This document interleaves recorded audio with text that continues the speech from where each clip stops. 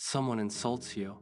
Your chest tightens, your jaw clenches, and words rise to your throat like a storm. You imagine the perfect comeback, the sentence that will silence them. But even when you walk away, the storm follows. Hours later, you're still replaying it, a mental echo looping endlessly.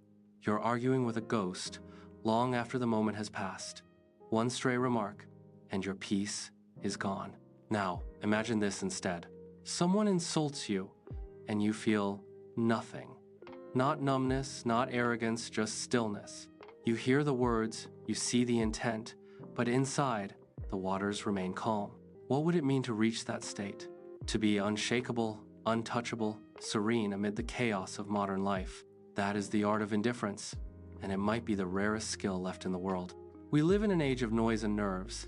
The modern mind is constantly reacting to messages, headlines, strangers online, and imagined insults that never even reach our ears. We are surrounded by invisible demands for emotional response. Someone tweets, and our heart rate changes.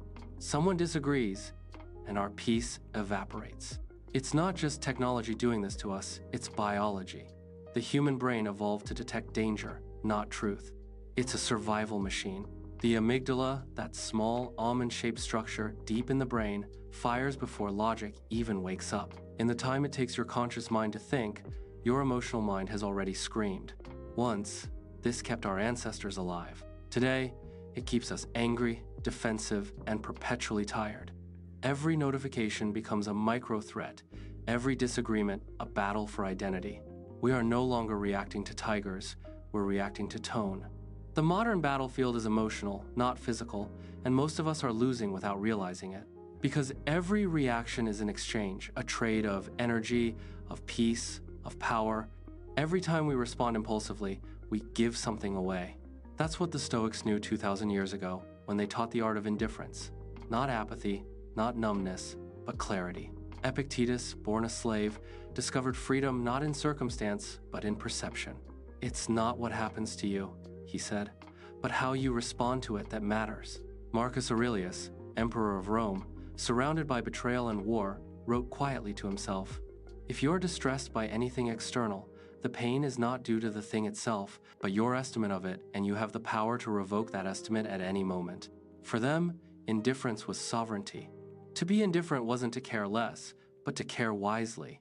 It was to reserve emotion for what truly deserved it, the inner life, the moral life, the realm within our control.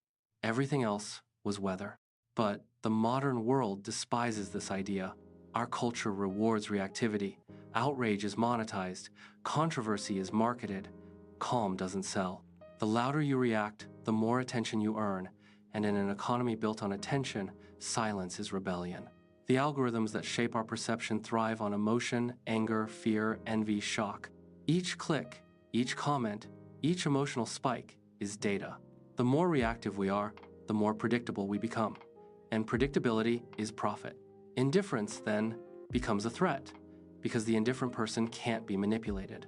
They're not hooked by every notification, not swayed by every trending topic. They move through the noise like a shadow aware, but untouched. Psychologically, this is liberation. To be reactive is to live as a puppet of the external world. To be indifferent is to reclaim authorship of your own state. But the ego resists this fiercely. It equates calm with weakness. It wants to be seen, to matter, to prove itself right. The ego whispers, "Don't stay silent, they'll think you lost." But indifference whispers back, "Victory means nothing if it costs your peace." Composure is not suppression. It's containment. You still feel anger, but it passes through instead of taking root. You still feel sadness, but it doesn't drown you. Indifference transforms emotion from master into messenger. Modern psychology mirrors this ancient wisdom. Mindfulness-based therapy, cognitive behavioral therapy, emotional intelligence training, they all revolve around the same insight. Between stimulus and response lies choice. Every time you pause before reacting, you rewire the brain. Stillness, repeated, becomes strength. Think of indifference like martial arts for the mind. A master doesn't flinch at every feint. They wait, poised, unmoved until movement serves purpose. You too can train that patience. It starts with the smallest provocations, a slow driver, a rude comment, a disappointing outcome. Notice the first spark. Breathe before the flame catches. Each breath is a lesson in power. The more you practice, the wider the space between event and emotion grows. Eventually, you stop taking things personally. You realize most people act not at you, but from themselves, from their own wounds, fears, and confusion. You stop carrying what was never yours. This is what Seneca meant when he said, "He who is brave is free." Indifference is bravery disguised as silence. It's the courage to stay calm when the world demands your reaction. We mistake indifference for coldness because we've been trained to perform emotion as proof of sincerity. The loudest outrage is seen as the deepest care. But this is illusion. True care doesn't scream. It acts quietly, persistently, without needing applause. In fact, indifference strengthens compassion. When you're no longer hijacked by your own emotions, you can see others more clearly. You listen without defense, help without superiority, love without fear of loss. Detached from ego, empathy becomes pure. The indifferent person is not passionless. They are precise. They know that emotion is precious, and they spend it wisely. Their calm is not emptiness, it's focus. In a world that thrives on division, outrage, and constant motion, such calm becomes magnetic. Have you noticed how the quietest person in the room often commands the most respect? That's not coincidence, it's emotional gravity. When everyone else is spinning, stillness becomes power. Science explains this too. Mirror neurons make emotional states contagious.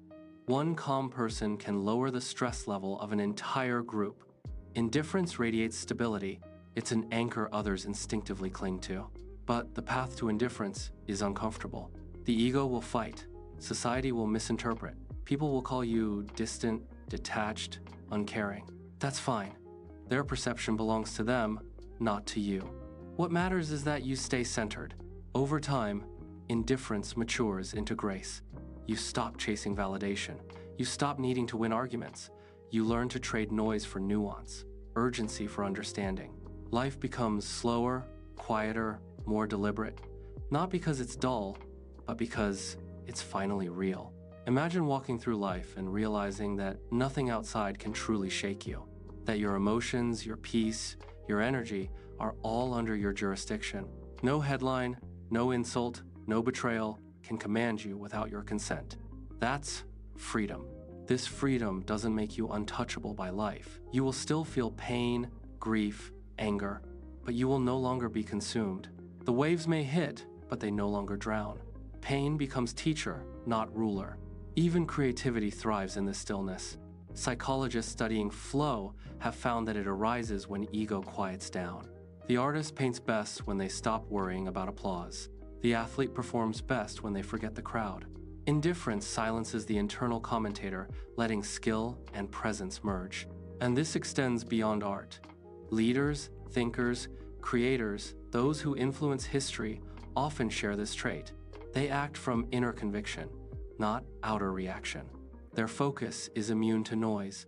Their calm shapes culture more than chaos ever could. The Stoics called this ataraxia, tranquility of soul.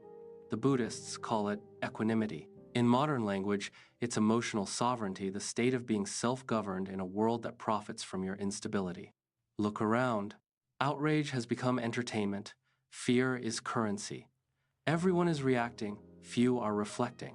To remain calm here is not ignorance, it's mastery. Indifference is not the absence of participation, it's the refinement of it. You still care, you still act, but you don't lose yourself in the process. You hold your inner balance while engaging with an unbalanced world. So the next time someone tries to pull you into their storm, remember, you don't have to step in. You can let them spin while you stand firm. Their chaos does not require your participation. When you stop reacting, the world loses its grip on you. You stop being predictable, and therefore, you become powerful. Marcus Aurelius once wrote, "Be like the rock against which the waves break, but it stands firm and tames the fury of the water around it." That's indifference, not the denial of the storm, but the refusal to become it. In the end, indifference is not an escape from life. It's the key to living fully. Because only when you stop being enslaved by reaction can you truly choose action. Only when you are no longer ruled by emotion can you experience it honestly. To be indifferent is to know yourself beyond opinion, beyond impulse, beyond validation. is to finally discover that peace isn't something you find in the world, it's something you stop giving away. So breathe, let the noise swirl and the world spin. Watch, listen, choose, react less, observe more. Between the impulse and the action, there is infinite power. In that pause, you reclaim yourself. In that stillness, you become untouchable. And in that untouchability, you become free.